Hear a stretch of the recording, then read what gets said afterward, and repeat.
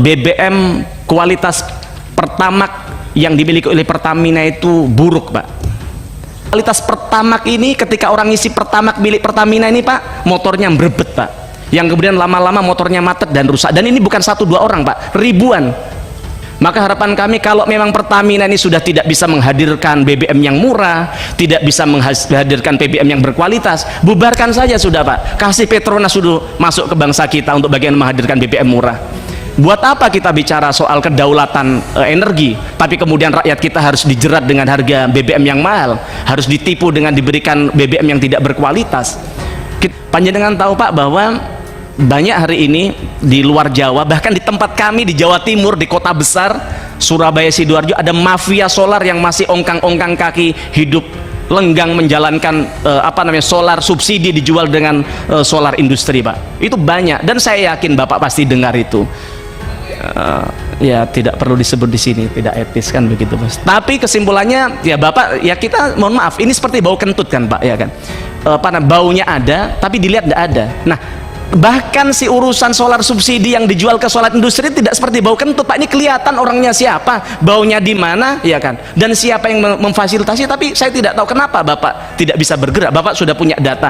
Jangan-jangan dari 100% data yang Bapak punya tadi, sekian persennya fiktif yang kemudian dimanfaatkan oleh oknum-oknum tadi itu, Pak. Pertama, Pak Mufti, bintang kita, silakan. Assalamualaikum warahmatullahi wabarakatuh.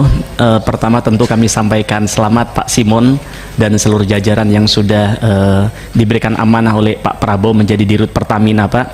Tentu harapan kami, apalagi sebelumnya Bapak sempat di Komisaris Utama, Pak, selama beberapa bulan. Saya pikir Bapak dalam waktu yang singkat-singkatnya bisa tancap gas untuk bagaimana bisa mewujudkan apa yang selama ini disampaikan oleh Pak Prabowo, yaitu soal swasembada energi, Pak.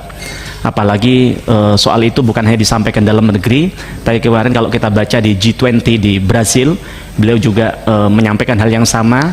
Dalam 4 tahun menargetkan bahwa Indonesia bisa swasembada energi, Pak.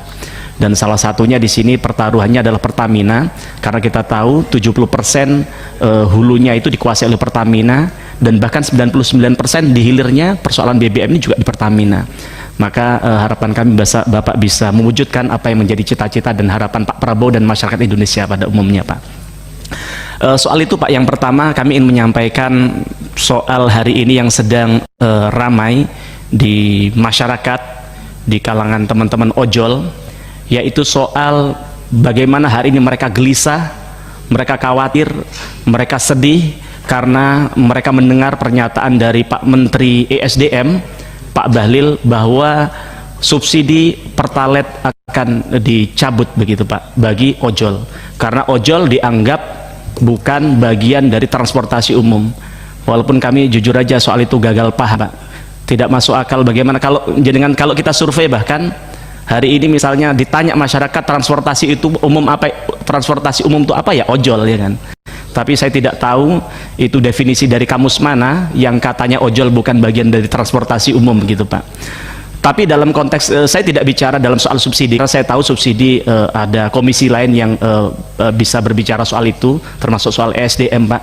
Tapi dalam konteks ini adalah bagaimana ternyata ojol hari ini mereka sudah terdesak, bagaimana mereka harus bersaing dengan mereka dikenain tarif aplikasi 20%. Kemudian juga saya tahu bahwa negara kita, Pak Prabowo punya cita-cita mewujudkan lapangan kerja sebanyak-banyaknya di era kepemimpinan beliau. Tapi jenengan tahu bahwa ojol ini, Pak, ada 4 juta orang yang hari ini mengharapkan menyandarkan hidupnya dari soal ojek online, Pak, begitu. Nah, tapi kemudian saya tahu dari 4 juta orang tadi mereka punya istri, punya anak, punya keluarga yang tentu jumlahnya jauh lebih besar dari itu, begitu.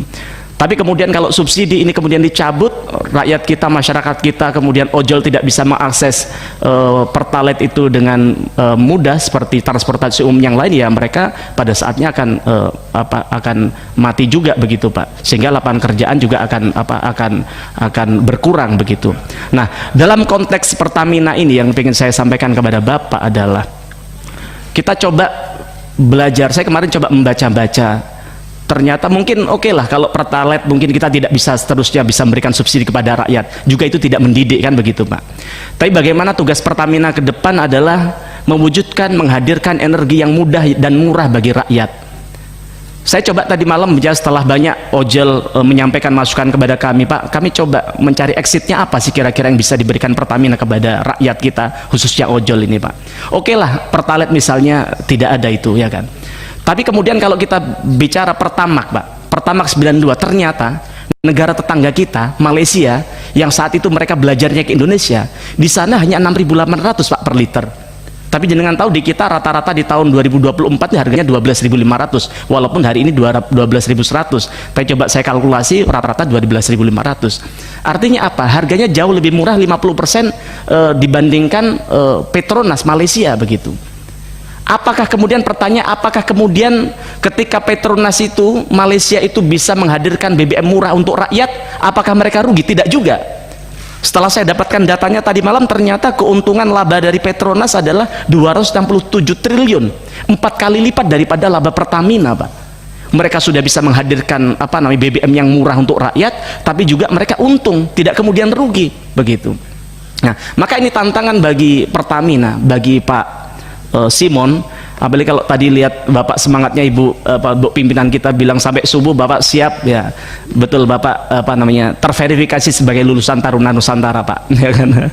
Nah, jadi harapan kami Bapak kami minta kepada Bapak, kira-kira mungkin tidak, kita tidak muluk-muluk, Pak, kita tidak minta rakyat kita subsidi, rakyat kita bukan pengemis, Pak, mereka kerja keras yang malam ojol ini, Pak. Coba sekali-kali Bapak naik ojol, Pak, Masya Allah, Pak, mereka ini kadang untuk bayar SPP anaknya loh tidak bisa, Pak, begitu. Maka kalau sampai kemudian subsidi ini dicabut oleh pemerintah, maka Pertamina harus hadir, bagaimana menghadirkan Pertamax bisa setidaknya, kami tidak muluk-muluk seperti Malaysia, sudah bisa nggak 8.000 kira-kira, setara dengan misalnya Pertalite deh misalnya, kan begitu. Nah, caranya apa? Tentu perlu ada efisiensi, termasuk kemudian hulu energi bisa dioptimalkan agar bisa kemudian bisa menciptakan ini yang lebih besar begitu, Pak. Kemudian yang kedua, hari ini juga sedang banyak menjadi pembicaraan di masyarakat soal BBM kualitas Pertamax yang dimiliki oleh Pertamina itu buruk, Pak. Kalau kemarin kemudian setelah ada viral yang kasus sepeda motor macet itu, setelah ada kasus sepeda motor macet itu, kemudian dari pihak Pertamina menyatakan setelah diuji oleh PIPB, ternyata katanya itu bukan karena faktor Pertamax, tapi memang karena faktor motornya, mobilnya yang memang tidak fit begitu. Tapi harapan kami Pertamina, Pak Simon, juga tidak bisa percaya begitu saja terhadap bawaan Bapak. Masa sih jutaan rakyat Indonesia kalau saya scroll di TikTok itu, Pak, itu mengatakan hampir yang bahasanya sama.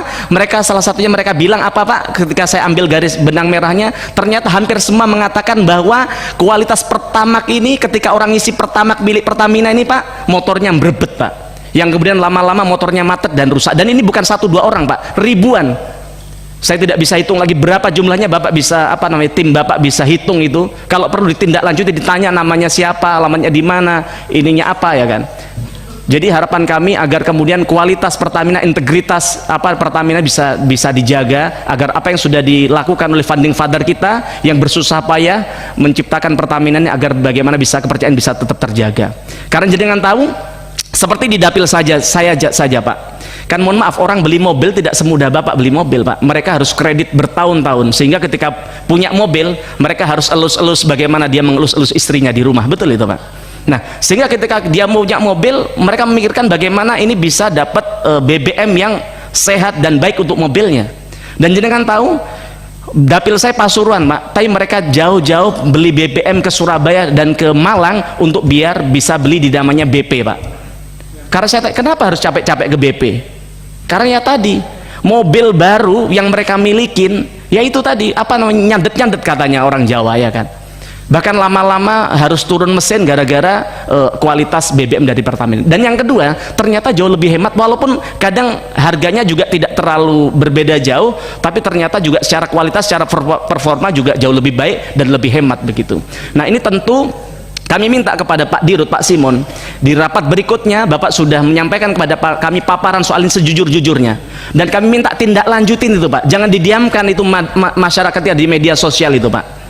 Maka harapan kami kalau memang Pertamina ini sudah tidak bisa menghadirkan BBM yang murah, tidak bisa menghadirkan BBM yang berkualitas, bubarkan saja sudah Pak. Kasih Petronas sudah masuk ke bangsa kita untuk bagian menghadirkan BBM murah. Buat apa kita bicara soal kedaulatan energi, tapi kemudian rakyat kita harus dijerat dengan harga BBM yang mahal, harus ditipu dengan diberikan BBM yang tidak berkualitas. Kita harus bagaimana belajar dari BP apa namanya, BP apa katanya, BP AKR atau apa itu, dan kemudian sel yang jauh lebih berkualitas padahal tidak difasilitasi oleh bangsa kita, oleh negara kita untuk menghadirkan BBM di tengah-tengah masyarakat. Kemudian yang ketiga, tadi Pak Wadirut tadi menyampaikan bahwa soal solar ini sekarang sudah 100% terdata dengan baik, bahkan pakai QR untuk bagaimana mereka orang yang mau ngisi solar. Panjenengan tahu Pak bahwa banyak hari ini di luar Jawa, bahkan di tempat kami di Jawa Timur, di kota besar Surabaya, Sidoarjo, ada mafia solar yang masih ongkang-ongkang kaki, hidup lenggang menjalankan apa namanya, solar subsidi dijual dengan solar industri Pak. Itu banyak, dan saya yakin Bapak pasti dengar itu. Ya tidak perlu disebut di sini, tidak etis kan begitu Mas. Tapi kesimpulannya ya Bapak, ya kita mohon maaf, ini seperti bau kentut kan Pak, ya kan. Baunya ada tapi dilihat tidak ada. Nah, bahkan si urusan solar subsidi yang dijual ke solar industri tidak seperti bau kentut Pak. Ini kelihatan orangnya siapa, baunya di mana, ya kan, dan siapa yang memfasilitasi. Tapi saya tidak tahu kenapa Bapak tidak bisa bergerak. Bapak sudah punya data. Jangan-jangan dari 100% data yang Bapak punya tadi, sekian persennya fiktif yang kemudian dimanfaatkan oleh oknum-oknum tadi itu Pak. Maka harapan kami Pak Simon, yang kami bersyukur kami lihat profil Bapak sangat luar biasa. Kami berharap banyak agar kita di Komisi 6 ini tidak hanya sekedar rapat, tidak hanya sekedar formalitas, tapi ada sesuatu yang kita lakukan untuk bangsa dan negara kita di tempat ini. Salah satunya soal ojol dan soal kualitas BBM tadi itu. Kemudian selanjutnya Pak, soal harga aftur. Kami mengapresiasi tadi Bapak sampaikan di salah satu anak usaha Bapak ada namanya Pelita Air Pak. Kami jujur kami apresiasi ke Pelita Air. Pak Dirut tadi mana Pak Dirut Pelita Air? Hebat ini Pak, karena saya tidak kenal, saya baru tahu hari ini. Tapi kami kalau ke daerah sekarang nyari pesawat yang on time, yang ekonomis, ya Pelita Air Pak. Nah harap tepat waktu juga kata Pak Andri. Saya nggak tahu ke Padang ada nggak Pak? Kayaknya belum ada. Oh ada sudah ya. Oh sehari sekali ya. 3 kali sehari. Tapi maksud kami apa Pak? Ini kan mafia penerbangan kan tidak bisa diberantas begitu saja Pak. Kita bisa bicara saja soal Lion Air yang bikin tarif yang ugal-ugalan. Bapak tahu kemarin saat pertandingan Jepang Indonesia itu, saya cek harga tiket, masyarakat Jepang berpadahal lagi berbondong-bondong Indonesia, paling mahal hanya 5 juta Pak dari Jepang ke Indonesia. Tapi di hari yang sama saya cek penerbangan dari Jakarta ke Labuan Bajo Pak 6 juta Pak. Jauh lebih mahal di dalam negeri kita daripada orang dari Jepang ke Indonesia. Maka bagian dari Bapak, apalagi pernah dididik di Taruna Nusantara, ke Bapak merah putihnya harusnya lebih kental daripada rakyat-rakyat yang lain Pak. Maka harapan kami dalam rangka menyelamatkan bangsa kita agar kita tidak jajah oleh mafia-mafia tadi, perbesar itu Pak namanya Pelita Air Pak, karena pesawatnya sudah bagus, bersih, tepat waktu dan terjangkau. Kalau perlu bisa-bisa ya seperti yang target yang sudah dilakukan oleh Pertamina ini, salah satunya adalah membantu pemerintah untuk menurunkan harga tiket dengan menurunkan harga aftur.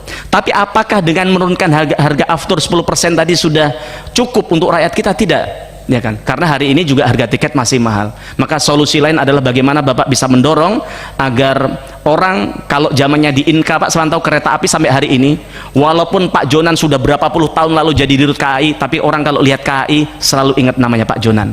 Maka kami ingin ketika orang ingat namanya Pelita Air, dia ingat namanya Pak Simon Pak ke depan, gitu Pak ya. Kemudian selanjutnya Pak Dirut mungkin tahu soal kilang RDMP di Balikpapan yang bahkan sejak zamannya siapa namanya Pak Dirut Dwi Sucipto, kemudian Pak Manik, kemudian sampai Bu Dirut Nike, bahkan sampai beliau selesai juga tidak beres-beres Pak. Kami tanya kepada, dulu ketika saya 5 tahun yang lalu saya tanya ke Bu Nike tahun 2020, Bu kapan bisa nuntaskan RDMP ini? Beliau bilang setahun. Tapi hampir 4 tahun, hampir 5 tahun, hampir setelah saya selesai dari periode pertama di komisi ini juga itu tidak selesai. Kami tanya komitmen dari Pak Dirut Pak Simon Pak.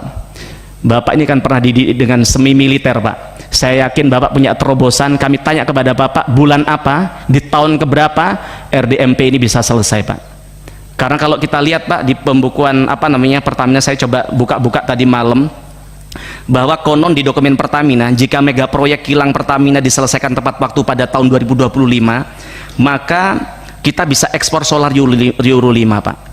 Dan kemudian produksi kilang Pertamina bisa mencapai 1,8 hingga 2 juta barel per hari. Nah, tentu kalau itu bisa tercapai, Pak, kita tidak perlu impor BBM lagi, Pak. Itu aja dari kami, kurang lebihnya mohon maaf. Assalamualaikum warahmatullahi wabarakatuh.